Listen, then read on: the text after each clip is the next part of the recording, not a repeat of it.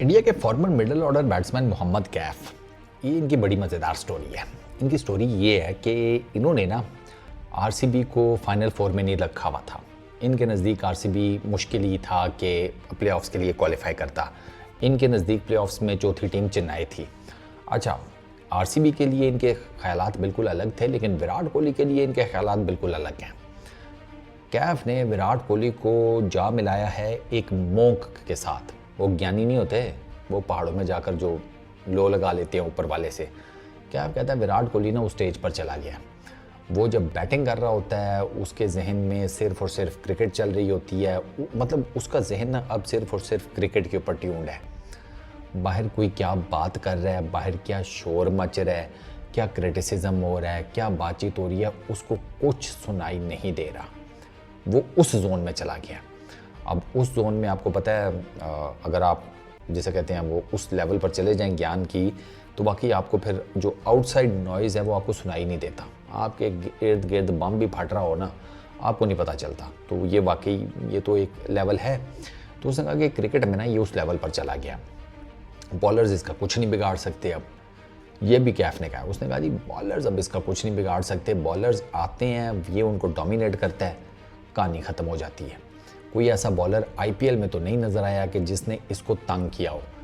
हाँ, ये जो आउट शाउट हुआ है वो भी कैफ को यही लगता है कि वो बस इसने खुद ही जिसे कहते हैं थोड़ी सी जल्दी कर दी, वरना बॉलर का ऐसा कोई ख़ास कमाल था नहीं। क्योंकि उसने स्टार्ट किया पहले मैच से चेन्नई के, उसमें विराट कोहली थोड़े से ज़रा आपको फंसे हुए नज़र आए, तो उन्होंने वो लेग साइड के ऊपर शॉट खेला, वहाँ पर उनका वो कैच हो गया। तो उसके बाद से एज़ पर कैफ अगर आप नेक्स्ट मैच में देखें, right from the next match, Virat Kohli की बैटिंग का जो टेम्पो है, जो अंदाज़ था वो चेंज हो गया था। वो क्रीज से बाहर निकल कर खेल रहा था, इवन पेसर्स को, रबाडा को और बाकी सबको। अच्छा, वो स्लॉग स्वीप्स भी खेल रहा था अगेंस्ट स्पिनर्स लेग साइड के ऊपर।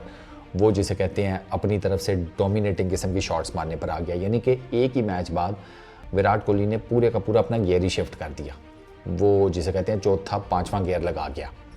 पहले वो आप कह लें कि दूसरे गियर में था, उसने दूसरे गियर से एक ही मैच बाद सीधा जाकर शिफ्ट मारा, या जिसे कहते हैं पेस मारी चौथे और पांचवें गियर में। तो ये उसने ये बेसिकली अपने आप को चेंज किया है। और इसके अलावा वो उसके अंदर ना एक डिज़ायर है, एक आग लगी हुई है उसके अंदर विराट कोहली के। और वो आग ये है जो उसको पुल करती है बड़ा करने पर, वो है कि भाई मुझे अपनी टीम को हर हाल में जिताना है। विराट कोहली का ये होता है टीम जीतनी चाहिए, जो मर्जी हो जाए, और अगर मैं कंट्रीब्यूट करूंगा बैट से तो डेफिनेटली जीतने के चांसेस ज़्यादा हो जाएंगे। इसी वजह से वो इस आईपीएल में सबसे डोमिनेटिंग बैट्समैन है। उसके अंदर वो जो आग है ना, वो जो डिज़ायर है, वो जिसे कहते हैं खोल रही है। 700 प्लस रन हैं, 64-65 बैटिंग एवरेज है, 155 के अराउंड कोई स्ट्राइक रेट है, 700। तो उसी से अंदाज़ा लगा लें अभी आप, 1-2 सेंचुरीज और मार गया। आगे जो 2-3 उसने मैच खेलने हैं, फाइनल मुझे लग रहा है फाइनल भी खेल जाएंगे आरसीबी वाले, तो ये तो अपना वो हो सकता है रिकॉर्ड ही तोड़ दे, वो जो 900 प्लस रन का इसने बनाया हुआ था। हो सकता है कि यू नेवर नो भाई, क्या बता कोई मार जाए 1000 रन, 300 ही और करने हैं ना इसने। तो वो विराट कोहली से तो एक्सपेक्ट कर सकते हैं कि वो कर सकता है 3 मैचेस में।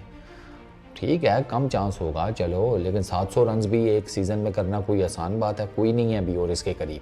ये भाई साहब ये अकेले 700 प्लस पर जाकर बैठे हुए हैं। मैंने तो पहले ही बता दिया था जब आईपीएल का फर्स्ट हाफ खत्म हुआ था ना, मैं कहा ये नहीं देगा किसी को ऑरेंज कैप, इसका मूड ही नहीं है। वो आपको पता चल जाता है ना कि विराट कोहली की जो बैटिंग है उससे आपको आइडिया हो जाता है कि ये किस हिसाब किताब से खेल रहा है, ये क्या कर रहा है। तो मैंने उसी टाइम कह दिया था आधे आईपीएल के दौरान ही कि ये नहीं देगा ऑरेंज कैप किसी को।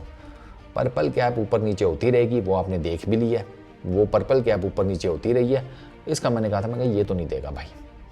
तो अब देख लें कि कोई चक्कर ही नहीं है। विराट कोहली साहब डोमिनेट कर रहे हैं विद द बैट, और कैफ भी वही बात कर रहे हैं कि ये उस जोन में चला गया कि इसके लिए बॉलर्स को फेस करना, इसके लिए प्रेशर को हैंडल करना, इसके लिए हारा हुआ मैच बैट से जितवा देना, ये सब कुछ जो है वो बहुत इजी हो गया है। आप इसकी एनर्जी देखें जो ये ऑन द फील्ड जिस तरीके से इसने पूरी की पूरी टीम को उठाया होता है। कैच कोई कर रहा होता है, बॉलर कोई होता है, विराट कोहली वो कहीं बाउंड्री पे खड़ा होता है, सर आउट होने की देर होती है, उसके बाद फिर ये ग्राउंड में एकदम से बॉलर फील्डर सबसे ज़्यादा इंपॉर्टेंट हो जाता है, क्योंकि इसकी एनर्जी इतनी ओमिट कर जाती है, इतनी ये एनर्जी निकालता है उस पर्टिकुलर टाइम में कि इसकी टीम के 10 खिलाड़ी एक साइड पे होती हैं, ये 11वां एक साइड पे होता है। इतना एनिमेटेड हुआ होता है, इतना ये पम्प्ड अप हुआ होता है। मैंने आपको बताया ना भाई, ना इसने विकेट लिया, ना ये फील्डर था, ना ये बॉलर था, स्टिल भाई साहब ये इस तरीके से सेलिब्रेट करेगा कि बॉलर भी यही था विकेट लेते हुए, फील्डर भी यही था। और हर विकेट को ये अपनी टीम की हर विकेट को ऐसे सेलिब्रेट करता है जैसे ये उसकी खुद की टेस्ट क्रिकेट में 1000वीं विकेट हो। इस लेवल पर जाकर सेलिब्रेट करता है विराट कोहली। तो कैफ ने जितनी भी बातें की हैं विराट कोहली के बारे में, बातें बिल्कुल ठीक की हैं। और विराट कोहली की ना ये जो एक उसका ऑरा है ना, उसका बहुत बड़ा हाथ है कि आपको प्लेऑफ्स के अंदर आरसीबी नज़र आ रही है। अब विराट कोहली की जो इनपुट है ना, उसकी मैं जाते जाते आपको एक सिंपल सी मिसाल दे देता हूँ कि विराट कोहली की इनपुट का अंदाज़ा आप इस बात से लगाएं कि जब ये प्लेऑफ्स के लिए क्वालिफाई कर गए, इन्होंने जैसे ही चेन्नई सुपर किंग्स को हराया, विराट कोहली रो पड़ा। इससे आप अंदाज़ा लगा लें कि उस बंदे ने कितना दिलो जान घुसाया हुआ अपनी इस आरसीबी की टीम में, और कितना वो डेस्परेट था प्लेऑफ्स में क्वालिफाई करने के लिए।